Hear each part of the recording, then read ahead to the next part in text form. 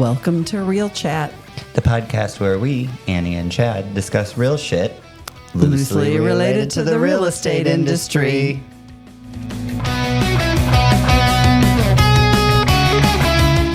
Hi, Chad. Hi. Welcome to episode 31 of Real Chat with Annie and Chad. Why did that come out in such fragmented parts? Because I didn't think you were going to make it. You were waiting for me to laugh. I was waiting for you to stop laughing. Oh, So what's going on? not a lot. I thought it'd be fun to talk about Rev Up today. What's Rev Up? You tell me what's Rev Up. I asked you first. So Rev Up is our new agent workshop that you go through when you're a new agent. It's 10 modules. And I thought it'd be kind of fun. We didn't have this shit when we started. It's only 10 modules now? It used to be is. 12. Yeah, it's only 10 now. I know, and then it was 11 because we put one in ourselves. Do we still do that? No. So we just do this. I haven't seen this yet. It's hot off the press. Hot off the press. So it's 10 modules. The class is 10 modules. It's for new agents or agents that just like started and then fizzled out and, need to get themselves set back up. It's like the foundational program that we offer here, or that Realty One group offers, and we teach it in the office. And I thought it'd be kind of fun to just go through it. And because when we were starting out, we didn't have something nifty like this. Did you mean like fun or like interesting? It could be interesting and fun at the same time. Okay. I thought it'd be fun to go through and talk about each module and then where we learned that, because we didn't have this fancy program to use when we started. We did not. We had lots of people teaching us things, but not in this organized fashion. No, and this is the reason that we did a lot of not Rev Up, but this training is the reason we did a lot of things that we did and ended up where we are. Right. Because this is how we teach somebody how to sell real estate. How to be a realtor. Yeah, because that's not what class does. Yeah, everybody thinks when you go to school, you learn how to be a realtor, and you really don't. You just learn what the laws are. And get a license, and then someone's got to teach you what to do. And that's Rev Up. Rev Up. It starts with module 1, which is called Setting the Stage for Success. Could you beep as we're like beep? Beep. I need to turn the page. Beep.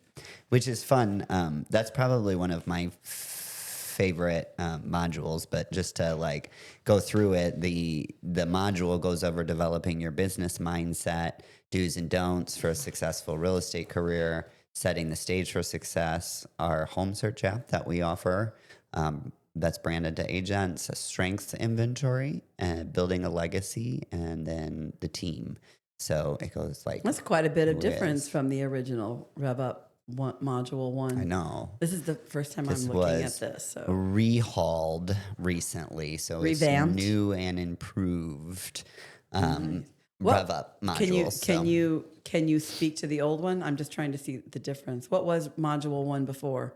Was it not business goals, planning, and systems? So this one jumps ahead of that. Yeah, so this kind of puts mindset in the forefront of the class, which mindset is a big thing in the modules in all of them. I mean, they all start with an affirmation and that. So, but developing your business mindset, like work ethic, perseverance, positive mindsets, affirmations, things like that, talking about those, how they work and why they're important. Okay. So... And then setting the stage for success, like it's just such fun stuff, I think. Turn your car into a mobile office. Nobody ever told us that. Like that thought, right? Like you're going to be out and that's where you're going to be doing stuff. So let's just talk about that. Get your shit together, get your phone working, get you an iPad, But how many, besides the mobile office, we used to make a kit. We're not that fun anymore, but we used to make a kit for new agents because not only... you do have your phone, so you kind of have your mobile office with you always, but some things are hard to do on your phone though. It is. But we also, made kits where you had a tape measure, a screwdriver, a roll of toilet paper, right. Different things that you might need when you're out in vacant properties. Mm-hmm. It's true. So go through the importance of those, for us. I think the mindset for us was already there. It was. Agreed. Yep, for me, very well. We teach that. I mean, yeah. You learned it. Like where we learned it though, before when we started real estate, like where did you get your mindset training from? You already had it, right? My past, right? Yeah. Corporate America. I think a lot of people that start real estate are not that. Mm-hmm. Some of them are. And right, which is, something that I think that we both share, and we share with our agents all the time, because that's everything. Yeah. If you don't have your mind right, the rest of it don't matter. Yeah. And then a strengths inventory, huge when you get to the next module, which is goals, planning, and systems. But okay. So is this where they take like the DISC assessment in module 1? Yeah. Which is fantastic. Identifying your strengths and determining your top selling strengths. So like when you go through DISC and what personality profile you are, and then use that to determine what you're going to be good at or what client you should go after.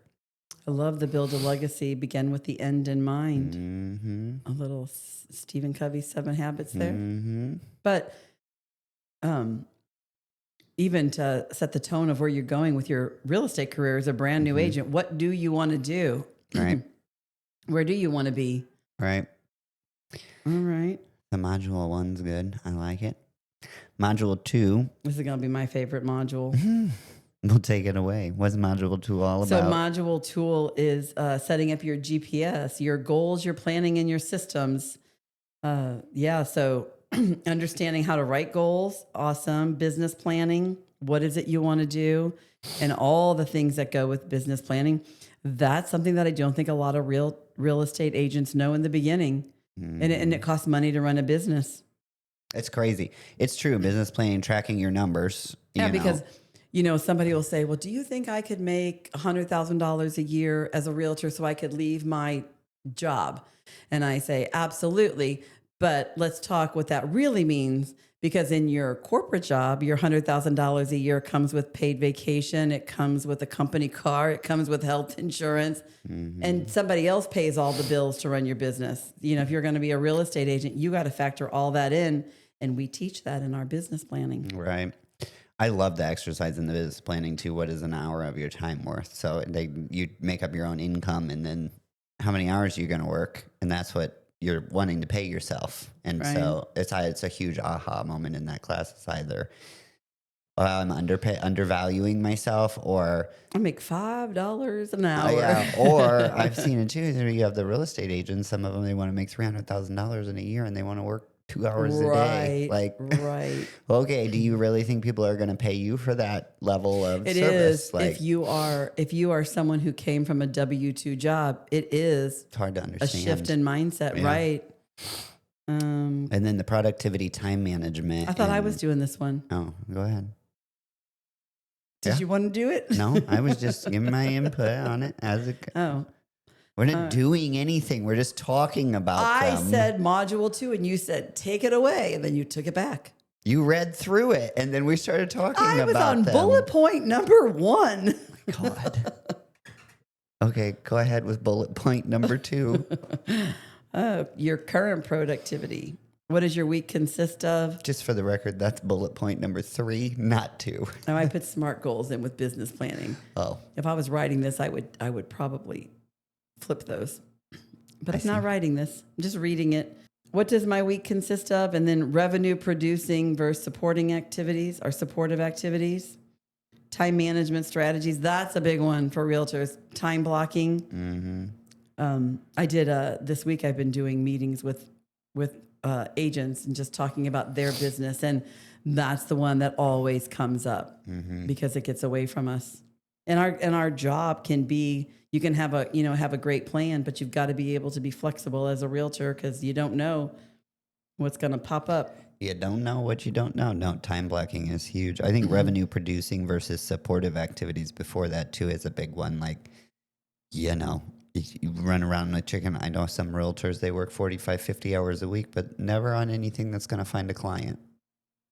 And then they don't know why they don't have any clients. Give us an example. What's the difference in the supportive activity? Supportive activities are like, so lead generation, making phone calls, sending text messages. Those are revenue producing Right. activities. They lead directly to a lead. Supportive activities are sending a amendment to a contract, or making a flyer, or scheduling your Facebook posts. Those are supportive activities. Making the post, content creation, is a revenue producing activity, like coming up with a strategy and stuff like that. But actually physically executing some of that stuff is supportive to your business. Is this where you think we would talk in this class about working in your business and on your business? That's exactly what that is. Yeah. So that makes, Yeah. that's a big one too. It's a huge one. Covered that with an agent this morning of not to forget. Now I have a client and I'm working in my business and I'm taking care of my client. You have to keep working on your business too. Otherwise you'll constantly have those peaks and valleys. That's true. All right. Time management, accountability. That's a big one. You don't have a boss anymore. If this is your first time being your own boss. It's your first shot at the rodeo. If this is your first time being a 1099 entrepreneur. Personal connections, using scripts and dialogues, prospecting schedule. I don't know. Oh, yeah. I'm just looking at what's in Rev Up 2 or Module 2 and following up on leads. Great. Good module. That's still my favorite module. I think the scripts is a big one in there too. I don't think people realize that that's going to be such a big deal. Like, it sounds so yucky when you say it. Yeah, I don't like to do scripts, but I like to role play.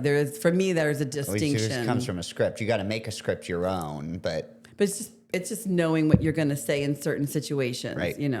Practicing because you think you're going to say it one way, and then your client comes back with something else. You've got to know how you're going to take that conversation. So. Right. But it's an important one. Yeah. To me, anyways. Module 3, your database is your business. Yeah.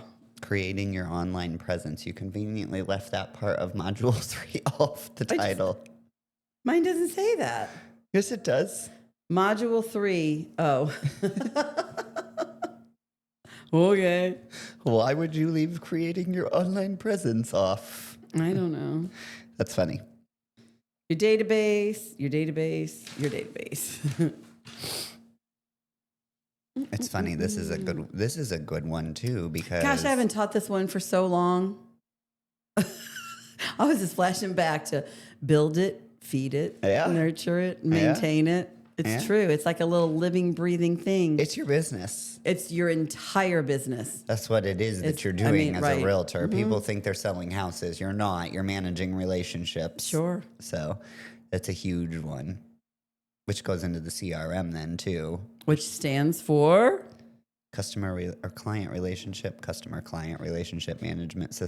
Yeah.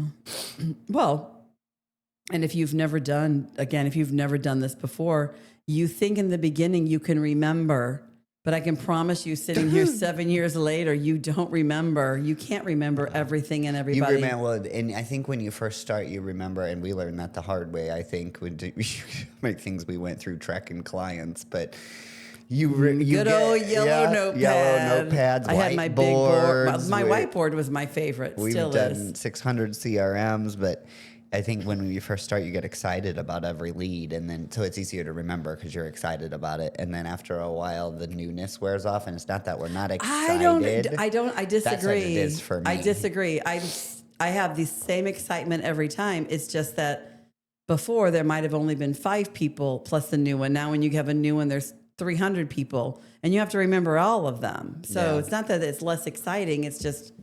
It's kind of like when you have one kid and they're spoiled, and then by the time you get to the 5th kid, it's not that you love the 5th kid any less, but those other 4 still need. Yeah. And so it is huge to have a CRM. Track your leads, track your You're database. not going to be successful in real estate if you do not have a system for that. Yeah. I think creating an online presence is a big part of that too when you're first Took me a long time, but I agree. Yeah. Because it's just the way it is today, day in, day out. No, we had funny story because for me to be in videos and do all of that was pulling teeth. Because you were the one yanking the teeth. I know it was. No, listen, I'm telling we're going back 6 years. That one that I posted the other day of one of my first attempts to get you to do video content. Oh yeah, when I was doing a song or something. Yeah, you were saying Celine Dion with the blower. So, anywho, now we have our videos that we make. We do the podcast. You know, we have our reels and things we do in the office. And so we had our ribbon cutting for our new office last week, and the chamber was here, and someone came in and he introduced himself to me, and he was another business owner, and he said, I don't remember your name, but I know you're important here because I watch all your videos. And so that's funny. And so, yeah. And then we had someone else who stopped in and said, yeah, I didn't even know you guys were here, but then I saw the Chamber's Facebook Live. So how fast being present on social media can change your business. Right. No, and I think people get overwhelmed because it's the internet, which is massive, but it's the companies like Meta, Facebook, Instagram, TikTok. They've done such a good job of figuring out what area you're in, and it's really hyper local when you get on there. Like I don't ever see much that's going on outside of St. Charles, O'Fallon, St. Louis. So you think you're not getting out there, but you are. The people that because we talk about it all the time. Yeah. Everyone doesn't comment. Everyone doesn't give you a like or whatever. But then you're in a conversation and they're like, "Oh, I see your stuff all the time," and you're like, "You do?" Yeah, it's crazy. Whenever we look at the reach numbers in your social media. But anyways, setting all of that up is incredibly important. So that's number three. And these kind of go in order for me too. Like I know that's way better now. Because like number one is good job, whoever developed this. Carrie Azera body. Oh, we love him. Love me some Carrie. I know, me too. So 4, establishing your brand. I think that's a conversation. And developing your farm. Since you called me out on not finishing the sentence, I'm going to back at you. See how easy it was to just stop. Farm.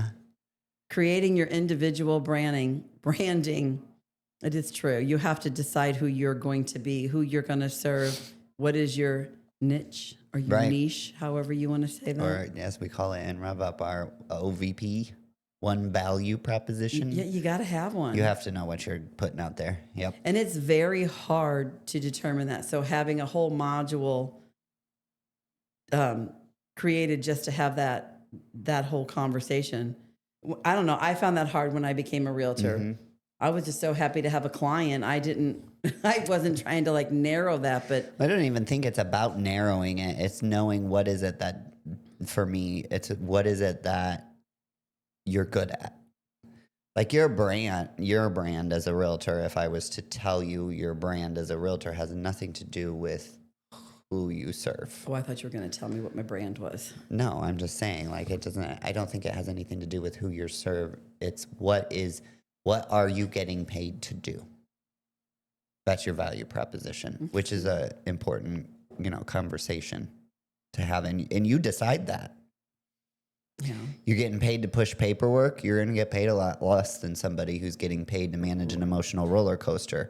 You know what I mean? But both of those are acceptable business value propositions, but you have to price based on your value prop. Well, no one's going to price based on that. First of all, that would be, but where you're going to find that later is in referrals and repeat clients. Mm-hmm. If you're someone whose business grows every year because as you're farming and you're getting new clients and you're keeping your old clients, you can be very successful. If you find that you're one and done and you never hear from them again, mm-hmm. you might be a paper pusher. Mm-hmm. It's true. That's funny. And then your social media, your online profiles, and voicemail greeting, all going into that too, of creating your individual branding.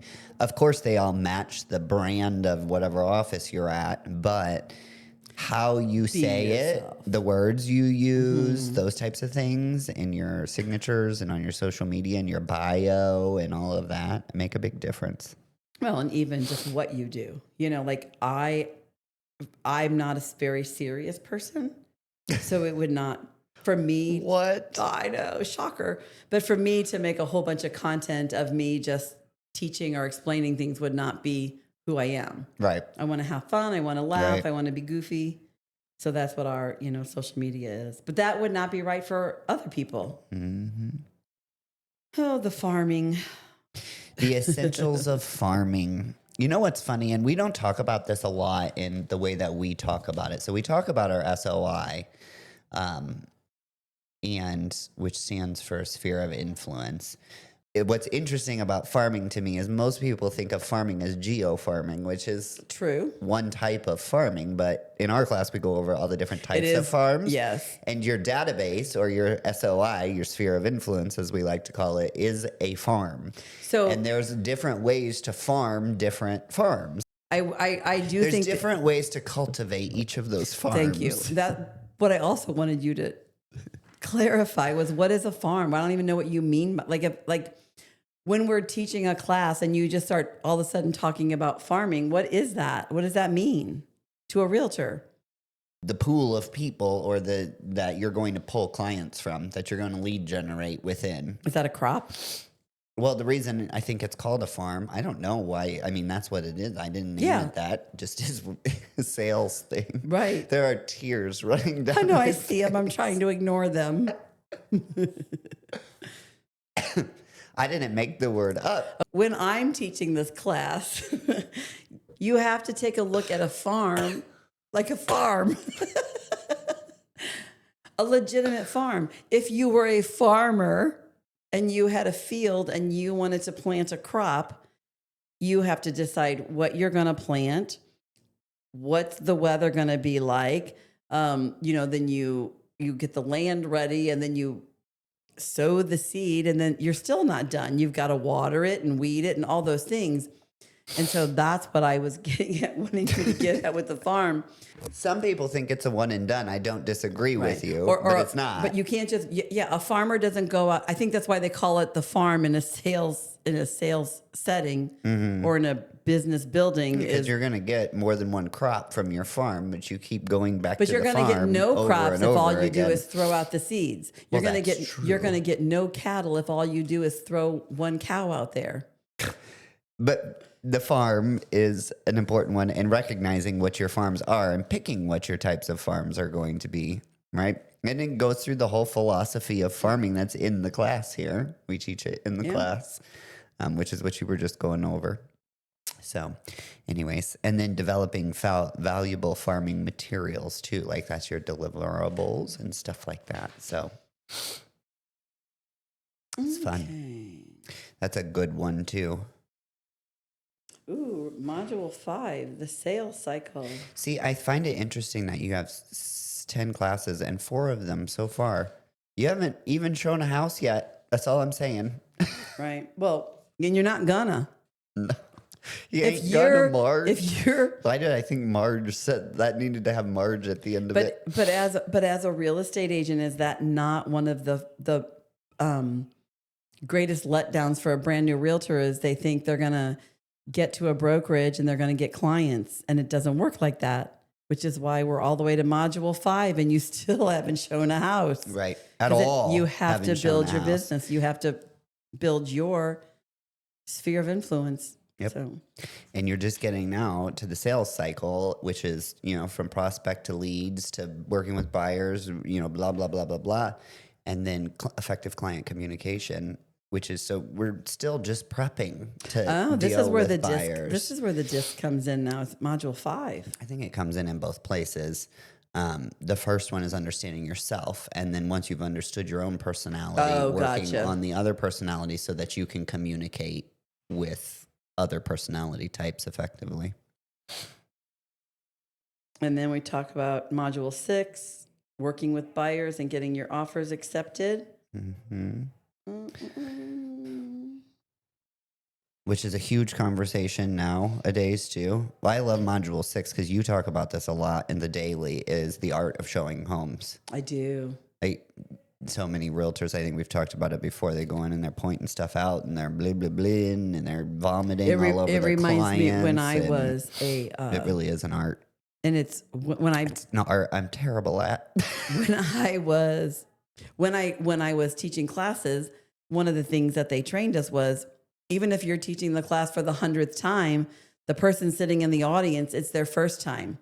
So every time you show a house, it's the same thing, whether you've showed 1,000,000, and even if you've already shown 10 to that client that day, every time you walk into the next house, it's like in my brain, it's showtime. Yeah. It needs to be the same. Where's your energy?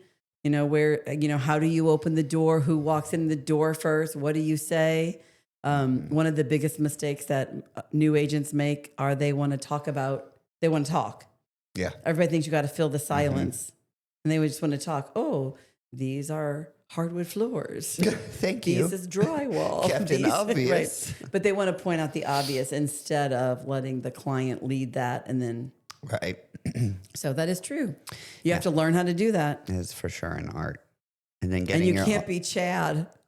No, I'm terrible at it. Right? You're not terrible. It's not your longevity. And then you said it's funny because as you go along too, you've probably shown the same house to different clients now. Absolutely. Absolutely. It's crazy. And if you know your client and what you're going to learn, which we're going to teach in these modules, you know it's important. If I'm showing you a house versus I'm showing Mikey a house, I'm going to point out different things. I'm going to have a different conversation because you know what that person's why is. Right.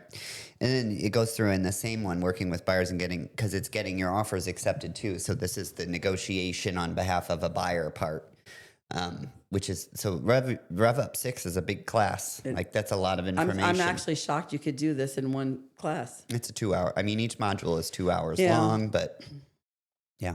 I could teach that one for a week. Mm-hmm.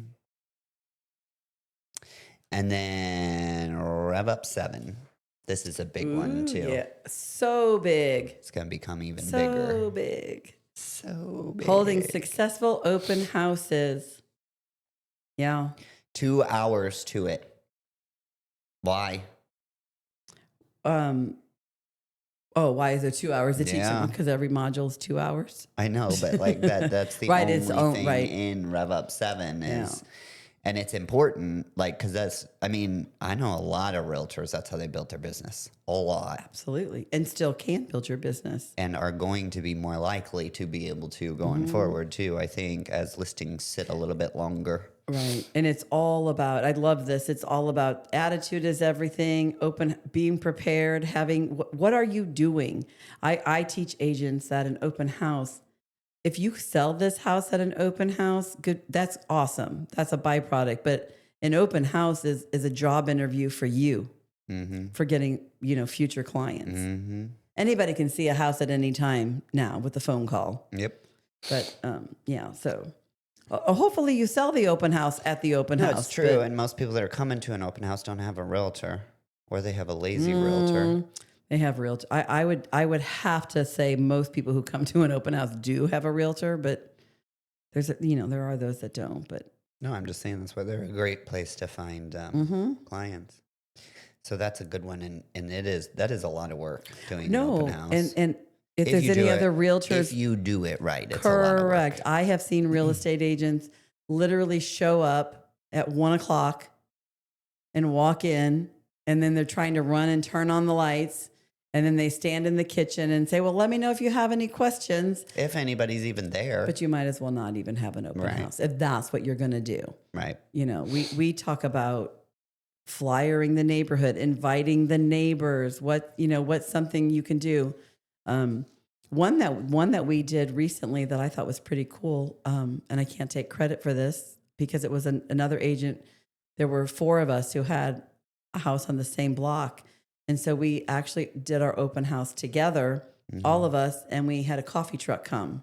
And then we flyered the neighborhood and said, come have a cup of coffee. That is cool. So from 4 different brokerages. It is cool. There's a ton of fun stuff you can do at open houses. But the whole point, though, is to drive traffic. So if you're just going to unlock the door, let them call. Right. Well, you're not going to advertise it ahead of time, or you're going to throw it. I don't. Got to put some money behind that too. That either. You go live on a Thursday and then you have an open house on a Sunday, which is what we have gotten in the habit of doing. I think because of COVID and the way things worked. But I want a week and a half before I have the open house at least to advertise it. Like get it out there on social media, get the flyers done, get the flyers out. which always isn't always But obviously don't doable. be But don't be that lazy agent who sends your people to open houses so you don't have to show them. Don't be that agent. please stop.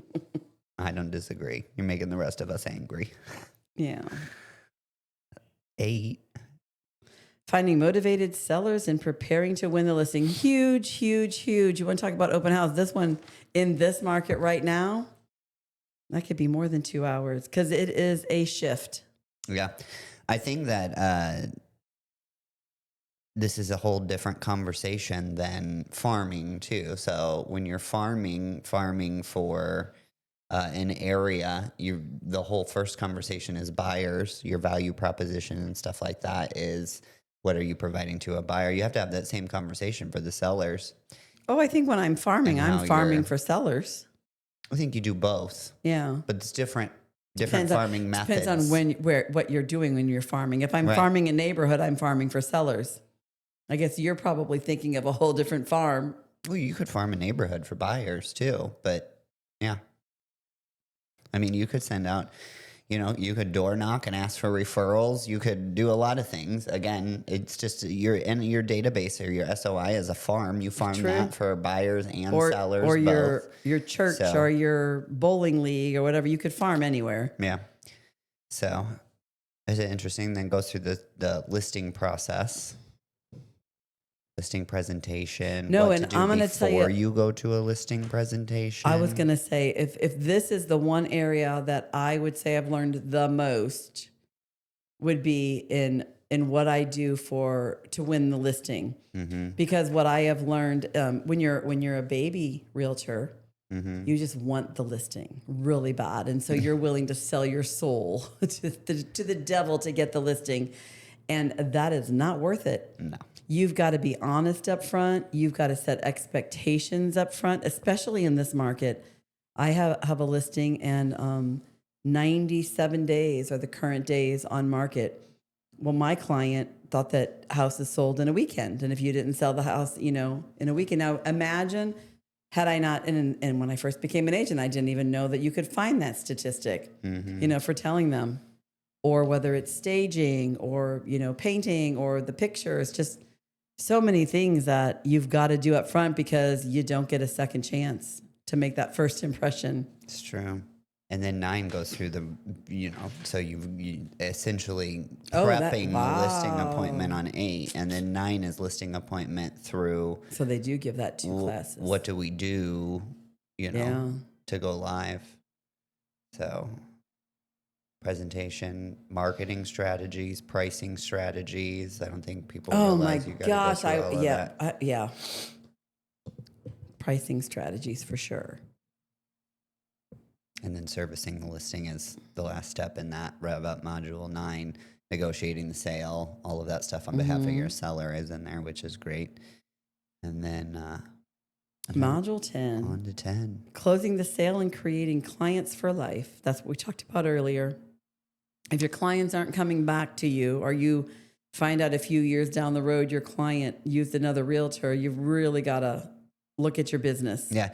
And module 10 is managing the transaction in addition to creating that follow-up plan and clients for life. But I find that interesting, and I like that because it really should be managing transactions. It's a very small portion of what you do as a realtor. And I think people spend so much time and education learning the ins and outs of an actual transaction that you may not even ever need to know that. Like when you go to look up your continuing education, everybody always takes the contract class or the whatever. And not that I don't want you to know contracts, because I do. I think that that's important. But if you understand the rest of the stuff, you'll pick the contract up, right? Right. And this is the one part of the entire transaction. This is the one part of that you could hire somebody to do. Absolutely. It's the one part that's not you. Yeah. I mean, there's a lot of stuff in here that you could outsource for sure, but new realtors probably aren't going to outsource any of it. So, but yeah, a whole 10 modules and half of one of them. So an hour out of the 20 hours of the class is dedicated to actually managing the transaction. Right. So, It's a really Pretty good good stuff. program, It and you is. get your mentor with you in one-on-one. So Oh yeah. there's no And you can also we can also send our agents to Rev Up still, right? right. Where they can take it You can do it online twice a week if you want. and get done quick. If you're not in the mentor program, you can take it like that. Yeah. Yeah. Mentees get one-on-one Right. training with this program, Yeah. which I think is huge. So. Yes. But yeah, it's a great Good program. stuff. I'm excited. So I'm so excited that it's updated. I know we need to go through it a little bit and personalize it now, but it is a really good program. This is one of the reasons we franchised. So I'm super excited about it. Yeah, I would have to say it's one of the biggest reasons was the training. I think it was the catalyst. It was. You and I 'Cause we were arguing trying to at create- 10:30 that one night before we were teaching a buyer's class, making PowerPoint slides. I'm like, this is ridiculous. We have got to be able to buy this from somebody. Right, because it's so It wasn't like we were much. recreating the Right. wheel. Like it's, No, you know. it just needed to be done. Yeah. Here it is with a bow. Amen. So if you're interested in taking Rev Up, first of all, hit the subscribe and then send me a message and we'll talk about it. Anything else you want to share before we go? I do not. See you next week. Bye.